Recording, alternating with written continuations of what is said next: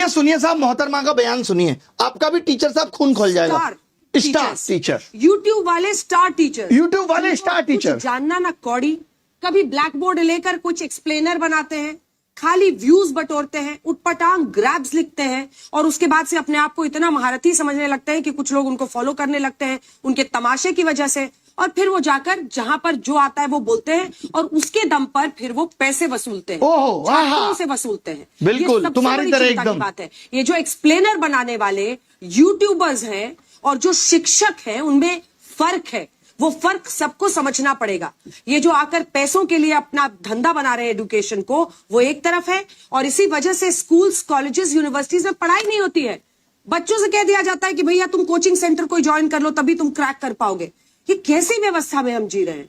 ये बहुत बड़ा सवाल है। आज बहुत बड़ा सवाल किया है मैडम ने कि जो यूट्यूब पे पढ़ा रहे हैं और जो शिक्षक हैं उनमें फर्क है।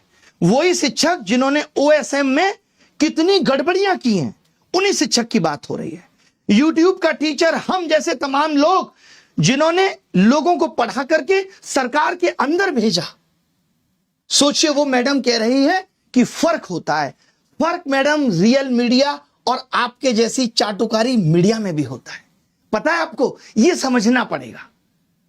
जिस तरीके से आप कह रही ना व्यूज के लिए, आप टीआरपी के लिए किस तरीके से स्टूडियो के अंदर घमासान कराती हैं वो दुनिया ने देखा है कि कोई लॉजिक नहीं, सिर्फ उलूल जुलूल बातें। ये पत्रकारिता है तुम्हारी, इसको नंबर मिलने चाहिए। ये पत्रकारिता है लोगों के लिए। ये देखिए, झालमुड़ी सिर्फ एक स्ट्रीट फूड नहीं है, ये इमोशन है। ये इमोशन है झालमुड़ी, ओए होए, एक जज्बात है। गजब पत्रकारिता करती हैं। गलियों की हम आवाज जैसों है, को रेलवे नालायक की बोलने के हलचल है, बाद गंगा साफ की किनारे की पत्रकारिता ठंडी तो हवा देखिए के साथ घुला हुआ कितनी स्वाद गजब है, है। जिसमें सरसों के तेल की तीखी खुशबू, हाय हाय, सरसों की तेल की तीखी खुशबू, चटपटाहट, उसी की सुंदरता है साहब। एक ऐसी कहानी बनाते हैं जो हर बंगाली के दिल में बस जाती है। जो आपने पोएट्री चिपकाई है ना, कसम से मजा आ गया। सोचिए कैसे कैसे मीम बन रहे हैं तुम लोगों पे।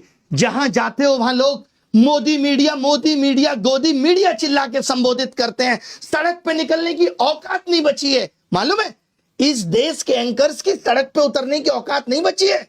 अब इनका जीवन स्टूडियो तक सीमित है। लोग गिरेबान पकड़ के पूछ लेंगे कि क्या कर रहे हो। आपको तो चौथा स्तंभ कहा जाता था। पिछले साल रैंकिंग 153 थी, इस साल 157 है, और वो यूट्यूब के एजुकेटर्स पे सवाल उठा रहे हैं। तुमने क्या किया भाई? कभी प्रधानमंत्री से तुम सवाल पूछ पाए? 56 इंच सीने के सामने तुम्हारा सीना तो आधा इंच का भी नहीं रहा।